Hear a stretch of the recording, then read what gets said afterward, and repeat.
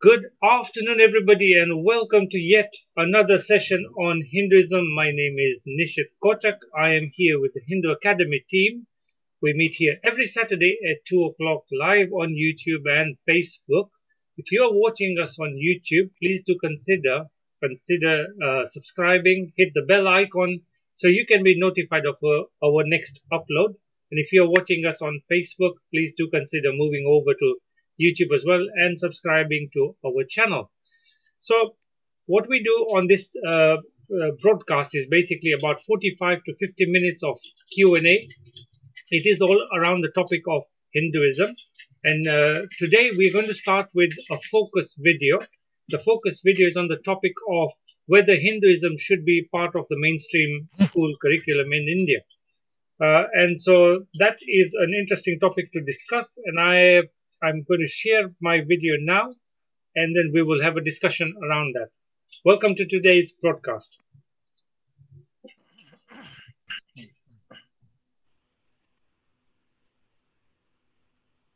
Namaste, Didipai. As we discussed about India being a secular society and Hinduism is not taught in school, I very strongly feel that the modern youth of India today are really missing out on this wonderful and very comprehensive teachings of Swami Vivekananda, which is beautifully and very simply translated by you. Is there anything we can do to help the Indian education system as you've done this in the UK? In India, in modern India, supposed to be so kind of inclusivist and all that, you can't teach Hinduism in Indian government schools, that tens of thousands of government schools where Hinduism cannot be taught. You can't teach Hinduism. It's a nation whose whole civilization is based on this cornerstone of spirituality, and that cannot be invoked in education system. See, what we can do is this. This is what Swami Vivekananda said. He said, it is necessary for us, when we see another society, another community, to learn to take the best from them and incorporate it within our system. Assimilation and integration is the way forward for civilization, just as it's true for any living organism. The living organism continues to evolve by taking on from its environment all that is helpful and useful. It incorporates within its system and grows and matures, evolves further. This is standard way living things operate. This is how civilizations operate too. So how can we learn? And in fact, this is a very important thing to learn. The Hindus lost out the moment they put a barrier. The barrier came in the name of Malech, means don't interact with people outside this society.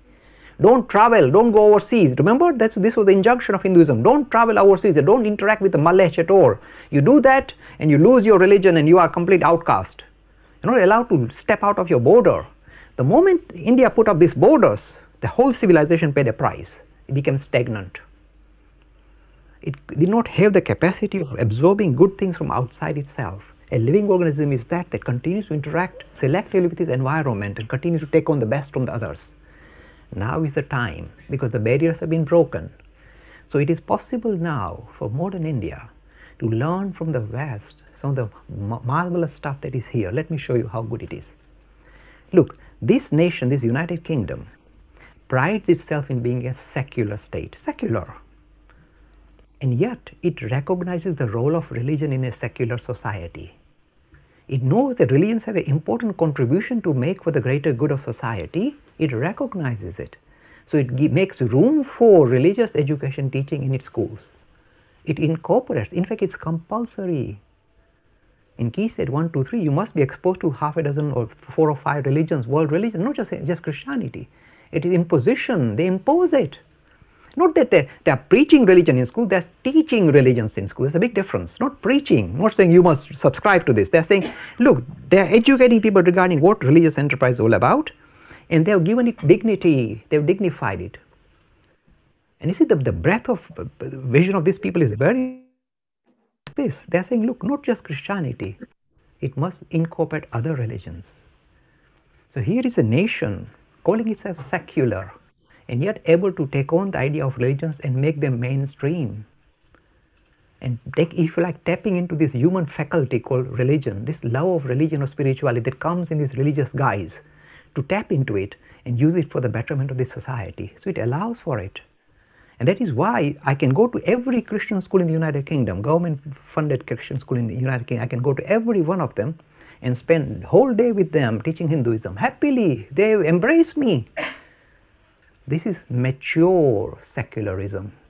What you see in India is immature secularism that does not fit in, that is not well digested in that system.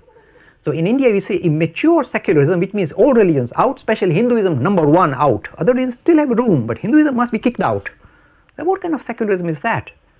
It's anti-religious secularism. While here, we see the role of religions and room made for religions to interact and, if you like, infuse positive ideas in this society. So we have to, the way we learn is learn from this nation. And do you know how it's going to happen? I'm very pleased with this. The resources we are producing in the United Kingdom to teach Hinduism, one of these textbooks that we produced here was picked up by the Ramakrishna movement in India, saying, Dilip bhai, can we print it for whole of Ramakrishna order throughout India? I said, take it away, it's all yours, no copyrights, make it, it's available. So the way we are presenting Hinduism in this very comprehensive manner, non-sectarian, very broad-based Hinduism, these ideas are now being exported back into India. So the way India will learn is, it will take its lesson from United Kingdom. It's United Kingdom that will teach India how to again promote this broad vision of religion into its own society. So this is the future.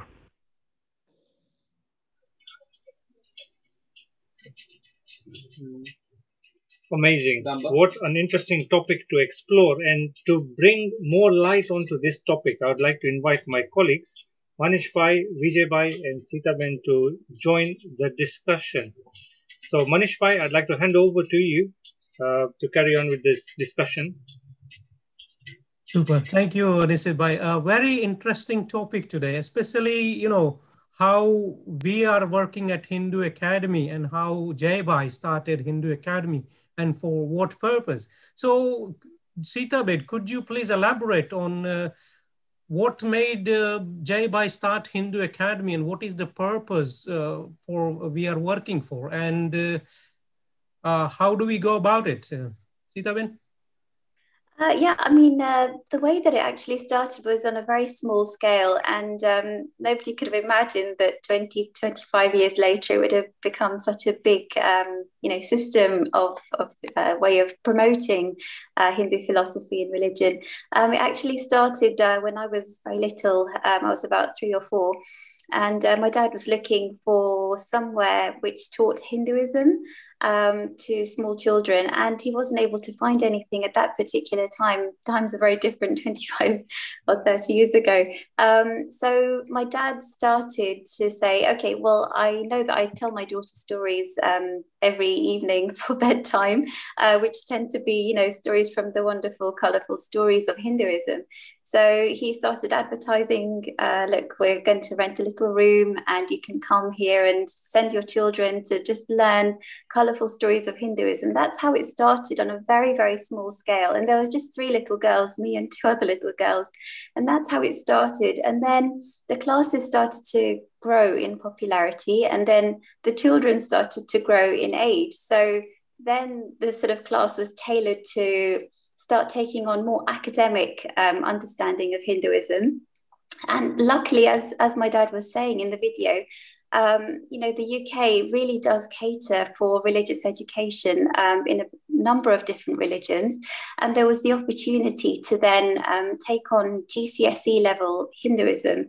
So he started gearing us up for doing those exams, and luckily everyone did very well. We had very good teachers, so it worked out very well. And then from then on, every year for the last 20, 25 years, this has been running, and the number of children who've grown up as adults and feel confident about their religion is just wonderful. And Vijay Bhai is one of the main teachers of Hinduism and promoting religious education in this way. So we're very lucky to have him as a teacher. And on top of that, as well as the academic understanding, we've also started these WhatsApp videos and clips, which are being sent out daily, just a daily 2 or 3 minute clip, which can sort of inspire people with the correct understanding of Hinduism. So there are a number of different avenues that we have, as well as published books as well, as the e-learning course as well. So we've kind of branched out. Something that started off in a very small, low-key manner is now become quite a big system and hopefully benefiting a lot of people. Vijay bhai? Yeah, I think you've got it very brilliantly, Sita. So I think that regarding the video itself, I mean, in India, it's a sad situation that in schools you cannot teach it. And I tell you what the other problem it causes when you don't teach it. People have misconceptions in all religions, because in the UK we are lucky because I think the government understands that religion is part and parcel of everybody's life. So if you don't teach religion, people pick it from all old sources, from really strange places, from more, YouTube, and it might not be comprehensive and objective. In effect, lose out, because I've seen that when I go in there, people a lot of misunderstanding across religions. There are a lot of misunderstanding. They say different things that are extremist, violent, or orthodox, but they have no clue because they have never been taught this subject as an objective subject in schools. It's a really sad situation. I think it's some legacy of socialism in independence, and I think the Marxist or the socialists got a chance for the syllabus. And except for that, I think the Islamic who fought really hard to have their own madrasa schools funded by the government. Nobody else is funded by the government. It's very, very sad. But in the UK, we are lucky because it is part and parcel of the syllabus in the school. And as Jay mentioned, that it is not a problem. And believe me, I mean, nobody has converted to anything or changed religion just because of that. It's just, in a way, it's good to know about the religions and your own as well. So I think that's the situation here. I think in that sense, Hindu Academy has played a major role in the UK. I think Jay has been doing to thousands of schools, running around teaching Hinduism, and also trying to get India to teach broad Hinduism as well. And I think I'm glad Ramakrishna Mission has taken the Sita's book to kind of promote that, because they have about 400 schools there. But again, it's just a question of, I think it's probably much more mass manner. I mean, I know there's a lot of private institution funding in India, which is a good thing, but it's not mainstream as such in schools. But hopefully it'll come there sometime anyway. Yeah, that's all I can say for that, Manish bhai.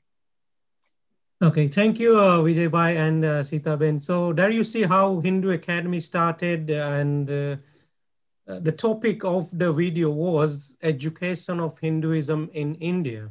And as Vijay bhai said, one of our experience of YouTube, one of the main question that people view a lot is, what is the difference between Sanatana Dharma and Hinduism? Now, for a Hindu to view that and not know the answer to it is a big problem. And any such question, is God Shiva or Vishnu? And we have many questions that arise in people's mind, but there is no source of answer, or there is no authoritative answer in that sense. And that is, so my question is, what is the need for this Hindu Academy? And we say that Sanatana Dharma is like a science, and we need to evolve. How important is it to teach to children, even in UK, let's say, not just India? Vijay bhai? Just sorry, repeat again, Manish bhai. So the last part again. What is the need for teaching Hinduism in schools? Okay, I mean, just continue for other thing. First of all, I think that it's actually don't forget, Hindu is the third largest religion in the world, right? So a huge part is, and the thing is, a lot of people have kind of totally forgotten about their own traditions and cultures, yes? In effect, it locks out the entire culture, is basically locked out. So teaching Hinduism will really help to at least know their own self and also their own traditions. I mean, I've met children who have absolutely no clue at all because they've just not been into the ideas. And as you mentioned, even the basic question like, what do you call it, Hinduism, or what do you call Hinduism and Sanatana Dharma, people don't know the difference because no attempt has been made to teach. Even these basic things people do not know. So I think they should be taught all this stuff. Yeah, Sita, expand on that. It's just, yeah. Yeah, it's so important for us to have that understanding. And Hinduism is very open, so it says, you don't have to grow up to become a Hindu. If you've learned Hindu teachings and it doesn't agree with you, it doesn't stop you from going ahead and being secular, or being don't believe in God. It's totally open like that. But it's just good to be aware of your background and your tradition, because as my dad has mentioned a number of times in his videos, when people go to universities, they go to their workplaces, and they're challenged about something that seems very strange about Hinduism, like why do you have animal-headed gods, and why do you have many-headed gods and many armed gods, and it all looks really strange. And it's unfortunately something which our Hindus are shy to discuss, really, because they haven't been given that background and that confidence in their tradition that we do have reasonable answers for all of these questions, which seem strange. But when you understand it and you can present it to other people, it gives you a great deal of confidence about your background, your tradition, and your religious heritage. And I think another part of it is that, for the last many years, this idea of secularism has really taken hold in India. And it's something that unfortunately, people think they have to shy away from their religion. They shouldn't mention it. It's not something that should be part of your everyday life. But we need to bring that back and say, look, this is the jewel of our nation. It's something very special, and we should cherish it and understand it. That's wonderful explanation there, Sita Ben. So one main problem that some Indians or Hindus think is, if we teach Hinduism in Indian schools, then they will have to teach Islam and Christianity, and they see that as a problem. Is that a problem, Vijay bhai? No, not at all. Actually, it's good in a way to teach other religions. Then at least people get a view of how things are being taught, yes? So otherwise, as I mentioned, what happens is that you pick up ideas from really extreme sources, or, really, so you got a different agenda, so to say. And you pick up, it is a very comprehensive syllabus being taught where they all get together, other religions as well, and say, look, this is what we're going to teach about Islam or Christianity, this is about Hinduism. Then actually, in a way, it helps people to help society work in a much more cohesive manner. So actually, there's benefits. I think people should not be scared saying that if Hinduism is taught, then other religions should be taught as well. And don't forget only these three main religions talked about. Why not even Zoroastrianism? Yeah, why not Sikhism? Why not Buddhism? Which in the UK, it's already part of syllabus. You look from primary school, they actually celebrate in schools, Buddhist traditions. So I don't think people should be worried about being to other religions. If you have confidence in your own religion, you should have no problem at all, yes. Yeah. Sita? As we know, Hinduism is intrinsically pluralistic. So, in fact, we would encourage an understanding of other religions so we can see what they stand for, where they come from, and how we can sort of assimilate and integrate with each other. That's what Hinduism is all about. We like to accept that there's a variety of different ways of making spiritual progress. So, actually, what the UK has got is something that can really benefit India, if they sort of adopt a similar approach, that, all children should be taught religions, not preached religion, there's a difference, but be taught that this is what this religion teaches, and these are the festivals, and this is the teachings. And you can learn about another religion and not feel threatened about it. So it actually helps you develop a better understanding of spirituality across the world, really, a more international perspective, because the world is just very much mixed, integrated. We're going to come across people of different religions. And if we understand our religion and their religion better, it goes for creating a more cohesive society. Wonderful answer there, Sita Ben and Vijay bhai. So staying with the education theme, as we see, there are new schools, Hindu schools being opened in United Kingdom. But again, religious education is part of the syllabus, which is covered. But again, there is a struggle to get the Hinduism as, represented more fully, even in United Kingdom. And the problem in India is you can't teach it. And there are, schools like St. Xavier's who are teaching Christianity in large scale, but we don't see Hindu schools that are focused on teaching Hinduism that much. So I forgot what the question was again. Have I messed up? So the question is, lost it. Vijay bhai, you want to come in on that? Sorry. Yeah, okay. The thing is, I think in India, it just happens that there's a lot of Christian schools. I'm not sure if they're run by the government, maybe it's government help, but I know by and large the Islamic madrasas are held by the government. That was something we just said at the time of independence in the constitution that they can have their own education system. But by and large, Christianity has got a lot of funding from overseas to help run those schools.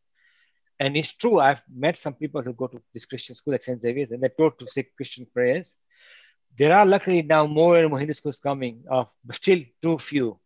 I think the biggest thing is in India is that it is not, there's no central goal, there's no central kind of cohesive syllabus being taught about religion. There's not preached but taught about religion. And that is something sorely missing in India. If that is taught in the old school, I think it'll be really beneficial. But yeah, by and large, I think I think partly even Hindus, now they're waking up, but for a long time they couldn't be really focused. That actually this should be taught in schools. But I mean, Christianity schools have been there since even before the British. I mean, way. I think the East India Company started building Christian schools. And the Islamic schools have always been there in India. But Hinduism, it was there one time, but after independence kind of died down. But now it's coming. But as I said, they're all private institutions. They're not funded by the government. That's the main thing. If you're funded by the government, they can't teach religion. So I think India needs to come up with a cohesive syllabus, a taught syllabus, yes, of religion. I mean, India is the kernel of spirituality. So I mean, it doesn't make sense why they should not teach this. Yeah, Sita.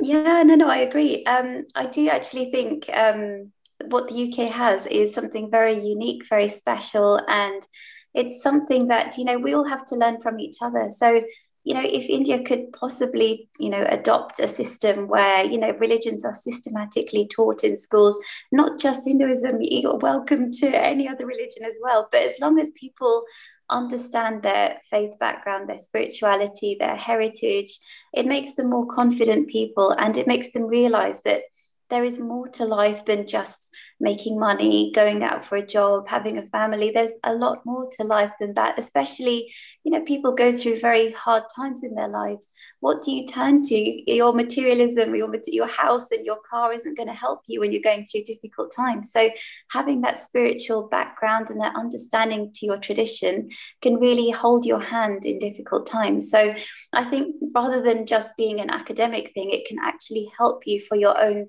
mental and spiritual well-being as well. So I think it's very, very important.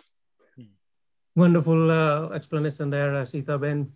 So how can we improve the situation in United Kingdom, Sita Ben?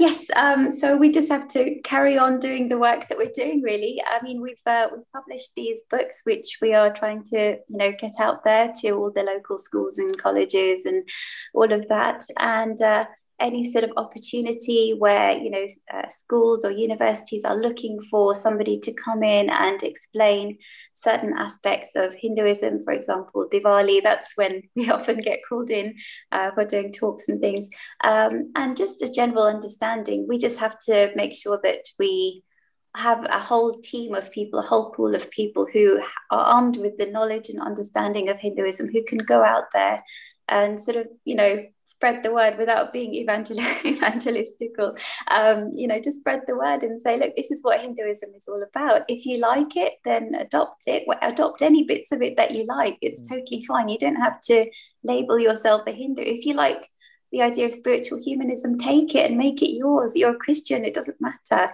As long as these spiritual ideas get implanted into the young generation, that's really how we can benefit society, rather than sort of labeling it as just Hinduism. Just embed these spiritual ideas into humanity, and hopefully they can make a difference. Vijay bhai? I think Sita, you've covered it very brilliantly. I mean, I think one thing to keep in mind is Hinduism is not per se an exclusivist faith. So it doesn't say either us or them.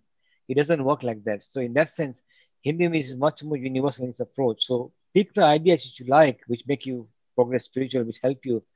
And that's fine. There is no conversion as such. I know there are some movements to conversion, but for some special cases. But generally pick up the ideas you want. And I think that's something we just going to keep on working.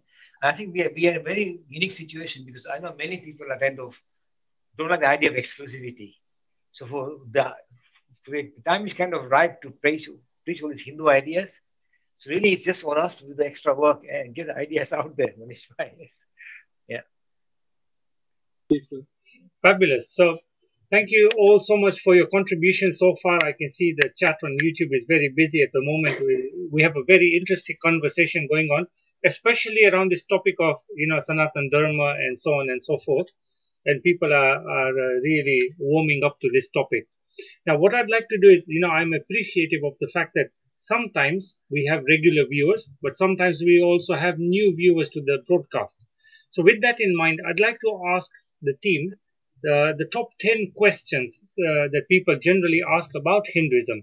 So if it's okay, I will fire away, and then what you can do is just give me, it's like a rapid fire question. So maybe just one answer each, and then we'll flip around. So the first question I've got is, do Hindus believe in God or gods? And Vijay Bhai, I invite you on that one. Okay, Hindus believe in, depends on what you mean by God or God. So Hindus believe in only one ultimate reality or ultimate principle. That principle can manifest in many different ways. It can manifest as a God, goddesses, as a spiritual entity, as a principle. So there are many ways it can manifest. One ultimate reality manifesting in many different ways. And depending on your temperament and ability, you choose the right path for you. That's really the base of Hinduism. Fabulous. Sita, the question for you is there a Hindu version of what we call the Bible? So the main sort of scripture of Hindus is the Bhagavad Gita. It's considered to be a summary of Hindu teachings, and it shows us how to put religion into practice in our everyday lives. So the key sort of ideas that are present in the Bhagavad Gita are the variety of different pathways for making spiritual progress, key ideas of Hinduism such as reincarnation, the idea of moksha, and different ways of making spiritual progress, really. So yeah, all of these are covered in the Bhagavad Gita, and it's wonderful because it sort of shows it's in the context of a wonderful, colourful story, so it's very attractive for all. Fabulous. Now, keeping that in mind, Vijay Bhai, what does Hinduism teach us about karma and reincarnation? Okay. What Hindus, not only Hindus, but all Indic faiths teach the idea of karma and reincarnation. What he says is whatever you put into motion will have effects. It has a cause, like anything, like in the normal world, with cause and effect. Karma is no different. Anything we do will have multiple cause and effect. It can cause multiple things to happen. So we should lead our life in such a way so as to make things better and make the whole society move forward spiritually, not just you. So your action should be in that kind of context, yes? So as you move forward and do better karma and move forward, you get, every time you reincarnate, you get better and better. At some point, you will actually free yourself from the cycle of karma, not get super karma, but you'll transcend the cycle and escape the cycle of reincarnation and achieve moksha. That's in a nutshell, basically. Yeah? Wonderful. So, Sita, I have a question for you, which is, there seems to be a conception that, Hindus are vegetarian. But is that the truth? Are all Hindus vegetarian? Actually, the idea of vegetarianism stems more from the Jain tradition rather than from Hinduism. A lot of people may be surprised. Actually, a lot of Hindus do still eat meat today, and it doesn't make them any less Hindu. But having said that, the idea of vegetarianism is something we can really adopt from the Jain tradition, and many Hindus have adopted it. And it very much sort of goes in line with the idea that everything is divine, every animal is divine. So why should we consume animals, cause them hurt and harm, when we can easily live off plants and to potentially even become vegan as well, which is becoming more and more popular. So yeah, it's not an injunction of Hinduism to be vegetarianism, but it's something that's worth considering. Wonderful. So Vijay Bhai, a number of religions would say that, Hinduism is a lesser religion because Hindus worship idols. Is that the truth? Do Hindus worship idols? Okay, first of all, there's a very big misconception that Hindus worship idols. The idea of idol worship in the ancient kind of Western tradition or in the Middle East tradition was that the idol itself has power, like a magical stone or something. Hindus never believe in idols. They use images to worship the infinite. So the infinite is made fine in the form of an image or an artifact because it makes us focus better with our senses. And that's all that is to it. I mean, if you have an image to idol and it gets damaged, you take it out for a new one and worship it. The idea is to focus on the infinite through finite means. And that's all there is to these artifacts we worship. We don't worship idols, we worship Supreme God and use tools, including images, to worship Him. That's it, yeah. Okay, wonderful. Sita, next question for you is that do Hindus attend weekly services? So it's not, again, Hinduism is very flexible. So it's not an injunction to go to the temple every week or whatever. It says, as you are able to, as long as you want to, you're most welcome to go to the temple. You can go every day if you like. You don't have to go at all if you don't like.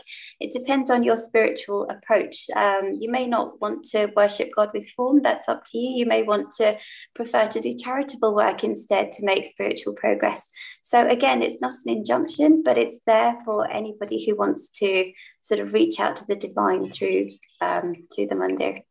So many choices, so many pathways, yet one destination.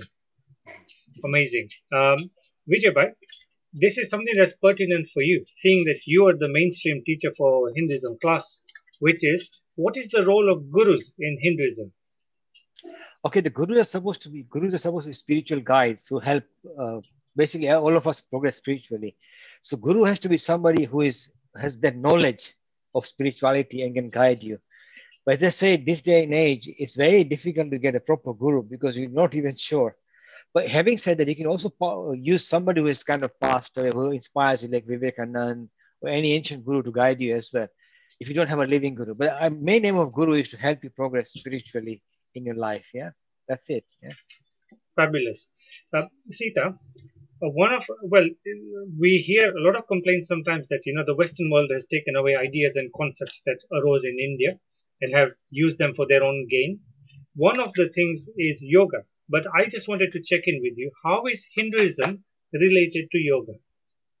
Okay, so the word yoga actually means uniting with God. So it's the way that we can make spiritual progress and find God. Yes, the West has adopted yoga. And the thing is, a lot of people think yoga is just restricted to physical exercises. So you get yoga classes all over the place, up and down the country. But there is a lot more to yoga than simply physical exercises. Yes, it's important to be physically fit and well, but it's also equally important to then progress on your spiritual journey. Use your physically fit and healthy body to be able to sit down and meditate for long periods of time and unite yourself with with God. That's what yoga is all about. So there is a lot more to it than meets the eye. Fabulous. Vijay bhai, here in the Western world, we have got certain dates on the calendar which are earmarked for religious ceremonies or holidays. Yeah. So you got Christmas, you got Easter, you got Lent, you got many other religious days that are celebrated here. But what are the major Hindu holidays for the viewers out there who are just exploring Hinduism for the first time and they may not be aware? Could you share some light on major Hindu holidays? Okay, the thing is, Hinduism is a very vast region. Technically, if you look at all different facets of Hinduism, every day is a holiday, basically, yes. But the main one I would say is that Diwali is very popular in all over India for different reasons. Then there's Mahashivratri, there is Holi, and in South India, particularly, this Pongal is very popular, and there's also a part of Kavadi is part of Thaipusam is very popular, and Kavadi as well is popular. So there are very many kind of Krishna Janmashtami is very popular, Ram Navami is very popular. So there's quite a few festivals like that, and then of course different festivals if you believe in Mother Goddess, and you have special days like Navratri as well. So there's so many to choose from. There's just one. I guess the one which suits you best for your own beliefs is the one you try and follow. Yes. Yeah. Fabulous. Thank you so much. And now we come to the number 10 question. This is for Sita. And the question is simply this. Is Hinduism responsible for the caste system in India? We know we get slated by the West sometimes that we have a horrible caste system. It's no longer there, or well, it's breaking down from what I understand. And, from what Jayba used to tell us, yes, we have a caste system there or had one. But in the West, we have a class system, which is no better. So just over to you to just discuss whether it's Hinduism itself or is it just something to do with society? Yeah, this is a huge topic, but I'll try and make it really quick. So basically, the idea of caste came from a social sort of, stratification of people based on their skills and abilities. And there is nothing wrong in that sense with stratifying people along with what they're good at. So people who are very academic, they might want to be doctors or surgeons or whatever. People who are, farmers, that it's better for them to be farmers. That's how it all started. But then it started degenerating and becoming hereditary. So the fact that a farmer's son would have to become a farmer it's kind of like an economic social cycle. And unfortunately, people who are on the lower rungs of society were getting pushed more and more down, and people on the upper rungs were sort of taking advantage of their position. And unfortunately, it was misunderstood as being a religious injunction. And it is not at all mentioned in the scriptures of authority that people should, inherit the background of their ancestors and their forefathers. You do what you are good at. And that's what it says in the Bhagavad Gita.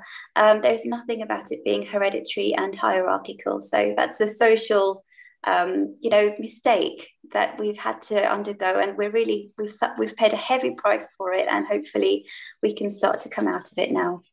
I suppose with all things, hindsight is the best thing, and now I'm sure with education and the ability to reach more information to more people, they will be able to make up their mind and see that what is right and what is wrong. And yes, it is, I suppose, just a matter of moving with the times.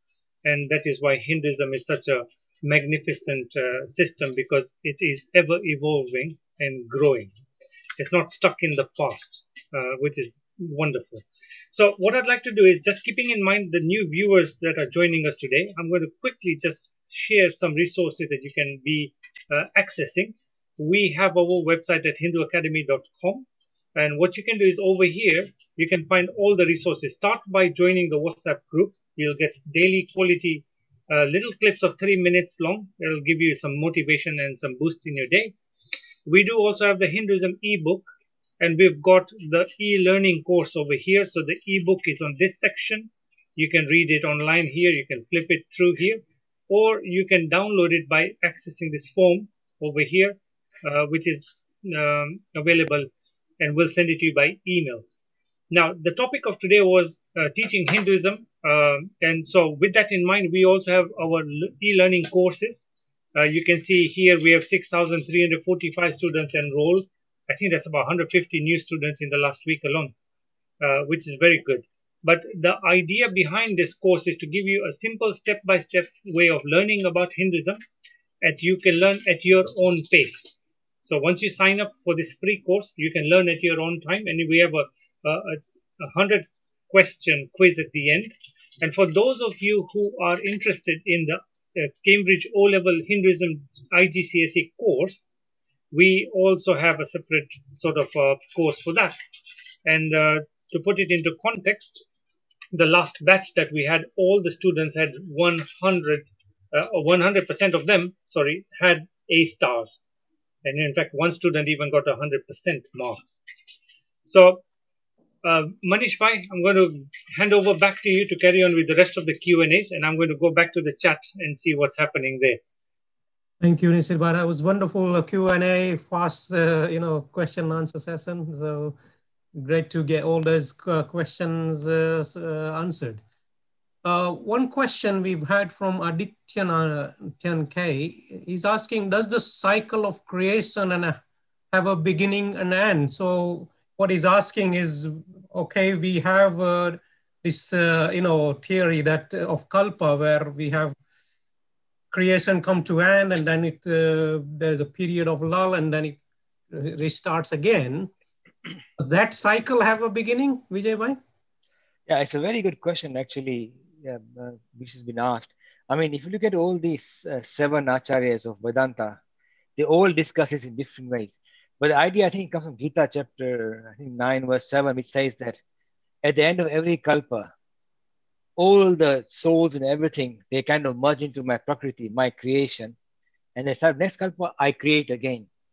At that point, what happens is That's what most Acharya says, that at the point of the Sankuchita, when the world kind of ends, the cycle ends, all the souls which are in whatever state they are in, if they've got whatever karmas they have, they'll all go in this null state.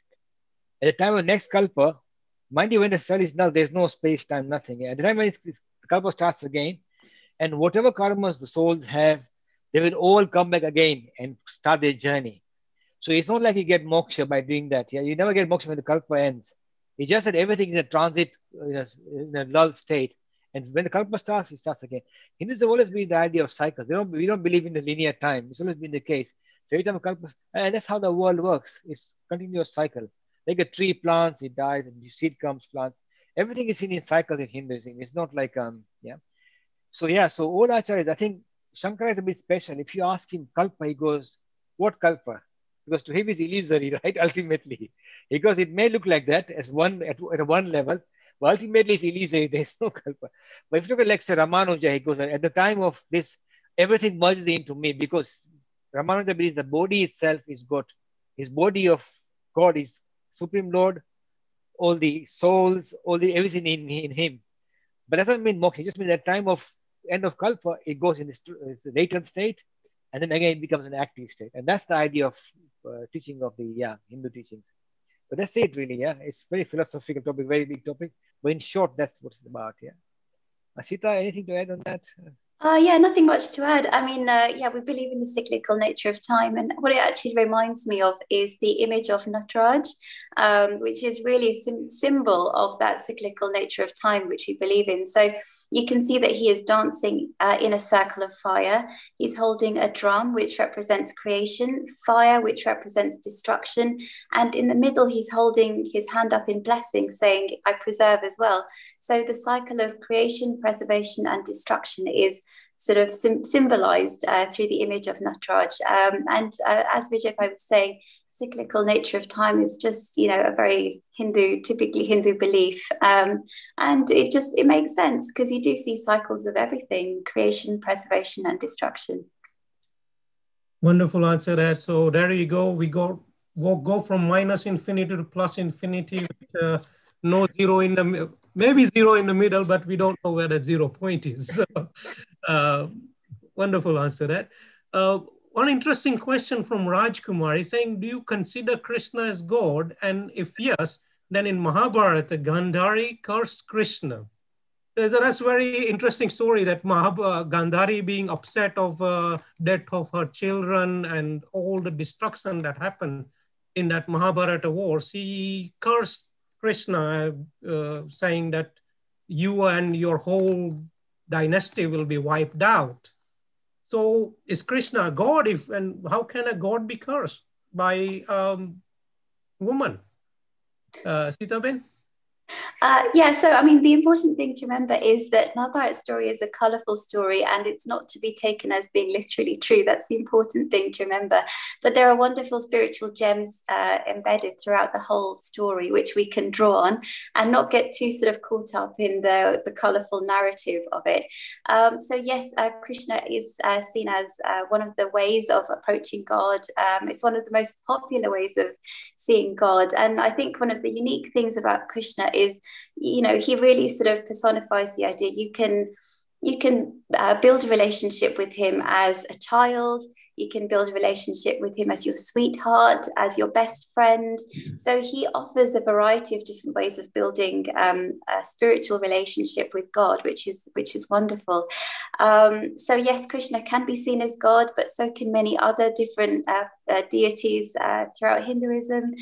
We have wonderful stories like the Mahabharata, and the idea of cursing God and all of that, you have to sort of take lightly with a pinch of salt. It's not meant to be literally true. It's just to make the story interesting and colorful, I think.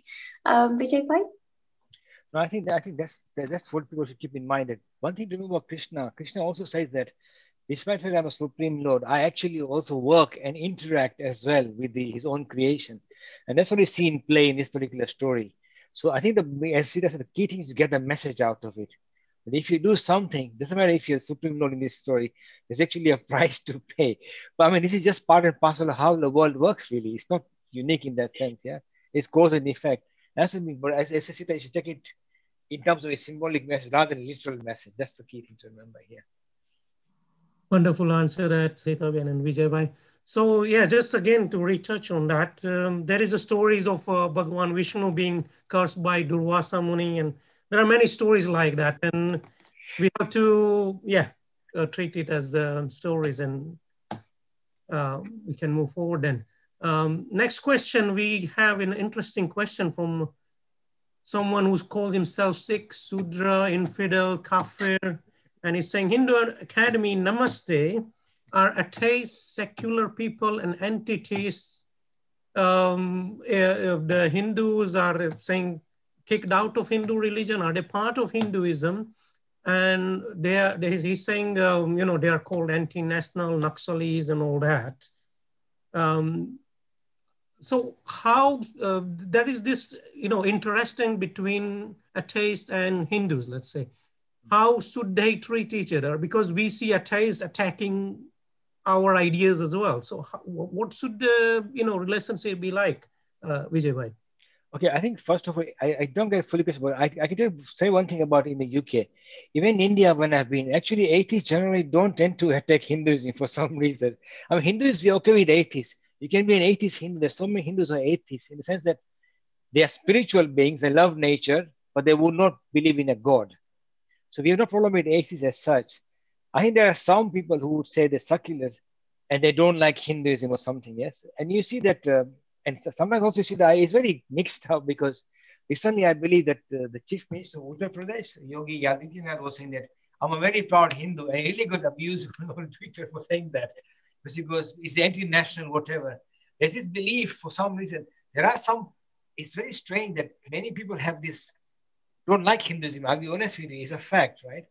And I was very cheeky once when I was younger, and 10 years ago, I actually was acting as a Christian. I talked to a fellow Baptist in a place, and he told me some very interesting things. He goes that India is a very tough nut to crack because they've already converted the entire Philippines into Christianity. They're all pagans, easy to convert. All of Africa is into Christians.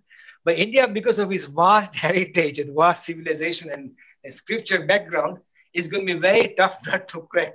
And that they're going to do all they can to do it, yes. And it's ironic that even, I think, Pope John Paul, when he was in Mumbai, year 2000, I think, and he announced there openly saying that this century is going to be India's century to bring it to the fall into the grace of Christ, yes. So we have a lot of people who kind of find it hard to accept that India is still existing as a pagan or heathen culture, yes. And you can live with that. There are some people who mind you, the extremists on all sides. But I'll give you another interesting example. This somebody I know, very close friend in India, who is also is an Islamic Muslim, and he was telling me that a lot of Muslims have an issue, not many, but I'll say a few have an issue that how come that we have got converted to Islam and there's so many heathens in India still not converted? They don't get that why they can. So a lot of people who are from extremely faith have difficulty understanding why. So sometimes this comes out in many different ways. They say that Hindus are anti-national, or all these kind of words come out. But it's a very big hodgepodge. I think by and large, I would say Hindus don't have a problem with anybody else, atheists, whoever name it. Secondly, if you're genuinely seeker or genuinely appreciate that people are different and there are different ways to pursue. But if you're exclusive and said, no, only my way and others are the highway, then it's kind of Hindus find that difficult to accept. But yeah, it's a big hodgepodge on this year's topic. Sita, can you elaborate or go on this? Yeah, there's not much more I can add. I mean, we are intrinsically pluralistic, as we've said many times. So the idea that anyone can be, an atheist, agnostic, is totally fine. It comes within the fold of Hinduism. And you don't even have to call yourself Hindu. There's no problem. Hinduism doesn't mind. So that's the thing. You can be completely open. You can think of God with form. You can think of God in humanity. You can think of God in any way you want. You don't even need to think of it as God. Just think of living a spiritual life, and that's totally fine. So we have no issue with those kinds of ways of thinking. And that's it really. I don't know what else I can really add to that. Okay, how should we treat people who are attacking our religion and say making mockery of our gods and goddesses, Sitaben? So like we've said many times, it's really important to have that basic understanding of our background, the reasoning behind why we have, forms of God are shown in this particular way. We need to understand these things. I think in previous generations, it was very much accepted that, because my grandfather and ancestors worship this particular form of God, we have to do that as well. And it's not really come into question before. But now the world has evolved, things are changing, people are coming into contact with others of different religion, and they are being questioned, why? So having an understanding of these simple questions can really help us build our confidence and know how to deal with people who are trying to convert us. Hinduism, as well as a lot of the other Indic traditions, Jainism, Buddhism, Sikhism, they never go out to convert, they never go out to proselytize, because we are comfortable that, people are coming from different standpoints. They need their own way of making spiritual progress. But if the ideas of the Indic traditions fit with you, please adopt them. And that's actually what's happened with Buddhism, for example. It's spread over Southeast Asia in the most gentle way, without any sort of bloodshed at all. So there's wonderful, peaceful ideas within the Indic traditions, which encompass pluralism and different ways of making spiritual progress. Vijay bhai? I think, Sita, you've very nice summary. What I would say is that there will be a lot of people out there, for whatever reasons, maybe the extremists, they don't like the idea of, very different ideas of Hindu. Some they may find strange. But the key thing is, Sita said, if you're well grounded on your own faith, then you have no problem answering them. But one thing we have to be very careful is not to attack back. Never proper religion by standing on others. Sometimes I know it's very hard to do that, because you people, especially some faiths are very extreme, or some people are very exclusivist, and they like to attack and say, you're this, whatever. If you do that, you lost the plot. Don't do that. Just stand on your own strength and stand on and explain them in rational manner why Hindus do certain things. But one thing to remember is that they're quite often, because in the Abrahamic faith, which are very collective in nature, they believe in the idea of collective. Everybody believes in one particular set of tenets. Hinduism is far more individualistic in nature. So if somebody says, you all Hindus believe in, you all idol worshippers, well, not true, because a lot of people, other traditions, don't believe in the idea of God as an image. They will worship in principle form. There are some people who only have a lamp. They don't even have an image, right? Like Arya Samaj. So you have to make it clear to explain, look, by the way, that's a false notion. You see that all the time. They always speak things like, your books say this. Your books talk about all this rubbish and nonsense. Yeah, they talk about, and they pick any book. Well, Hinduism is a free religion. We'll have to write anybody can write a book in Hinduism. You're allowed to do that. Of course, there'll be some which are really obscure and really weird, but that's part and parcel of the open system that we have. But once you understand that the idea of Hinduism, in this sense, is very individual in that sense. Okay, we have no more sectarian movements and sectarian religions, groups in Hinduism, schools of thought. That's fine. But by and large, the way Hinduism is designed is not a collective. So they will see everything as a collective, and attack as a collective as well. But I think we should really defend, explain, hold on a minute, that's not how Hinduism works. And that's the main thing you could understand, is to show them that change their mindset when they talk about Indic faith is not based on kind of the Middle Eastern faith. And that's something we can only educate people rather than instead of attacking them. Yeah. So we have to be very careful on that. Manish bhai, yeah. Wonderful answer that Vijay bhai and Sita Ben. So we touched on caste system early on. So Prasanna Nandza has an interesting question on Manusmriti. He's saying, at first glance, it does indeed, is discriminatory against women and so-called lower caste. And he's saying, is it just because it has been misinterpreted or mistranslated by these Western scholars, or is something really wrong with the book? And is it relevant now? What do you think, Vijay bhai? Okay, first of all, you're not wrong. It is actually. I have read bits and pieces of that book. It is discriminated to women, and it is also caste system, because it talks about caste with birth. The thing is that I think both people, the reason why Manusmriti is in the limelight is because of when the British ruled India, they somehow, as I said earlier, remember, they make a book to attack you. Or this is your book, look, this is what the book says. You people are really weird, strange. Same principle. But what you should remember is this, that first of all, there's not only one logo in India. Manusmriti is but one book, because I come from Swaminarayan faith, and we follow the Yajnavalkya Smriti, not Manusmriti. That is far more liberal. Even that one, I would say, a little bit discriminatory towards women and a little bit towards caste. But it's far more even than Manu. There's also Parasha Smriti, Vishnu Lasini. There's so many law books, not just one. People forget that. But because the fact is, because there's so much kind of push to show Hindus in bad light, they keep saying Manusmriti. I bet you, if you call 100 Hindus randomly, even one, if you're lucky, will have that book. They won't even have it, yes. But for some reason, the West still keeps on saying, a lot of religions, West, oh, this is what your book says. But you don't have to follow it. It's said by this, it's way passed away. I think nowadays you should have modern lawgivers. I know that we have, like, say, in Swami Shikshapatri, a new book of code of conduct, and there's Sai group. There's so many groups. They have different modern kind of ways of how to live a good life. Yes, and there's so many groups. Chinmaya have their own. So this is only valid in a particular time and context. It's not valid for all time and all space. So don't take that book seriously. I would say. I know some Hindus will say, no.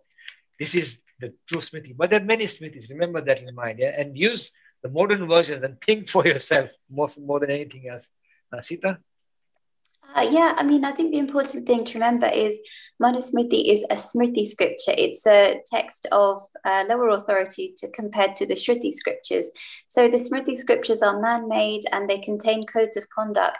And Manusmriti applied to a very ancient time and is no longer really relevant to society today, to the point where if you read it, it's pretty outrageous, some of the things that they say, especially about women, people of lower caste, as we've mentioned before. So it's really important that we evolve with the times and focus on the true spiritual gems of within Hindu scriptures, such as the Upanishads and the Bhagavad Gita. They are the true spiritual gems that we need to focus on. And Manusmriti is much more to do with society at an ancient time. And our current sort of Manusmriti, if you call it, should be the current laws of the countries that we're living in now. We live as good citizens and follow all the rules, basically. Absolutely. It's all about being a good, upstanding citizen and doing the right thing for the people around you, whether it's immediate family or the wider society.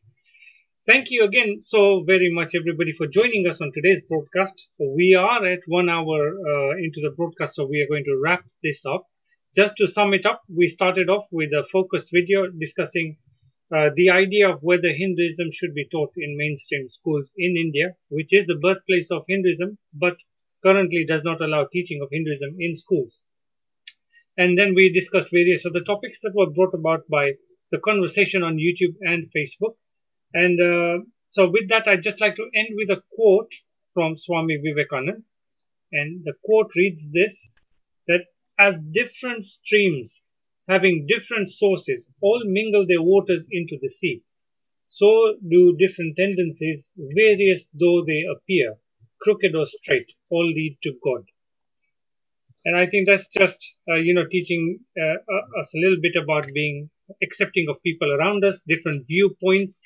And like we've said today many times, that there are many different pathways for different temperaments and different people, but they all lead to one destination. So I'd like to just call my team on the call, and then we will say goodbye, and we'll catch up with you all next week, same time, 2 o'clock GMT. Bye-bye for now. Nishit bhai, just a minute.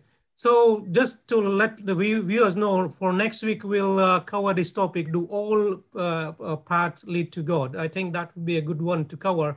So we'll focus on that next week. So hope you join us next week. Thank you. Bye-bye for now, everybody.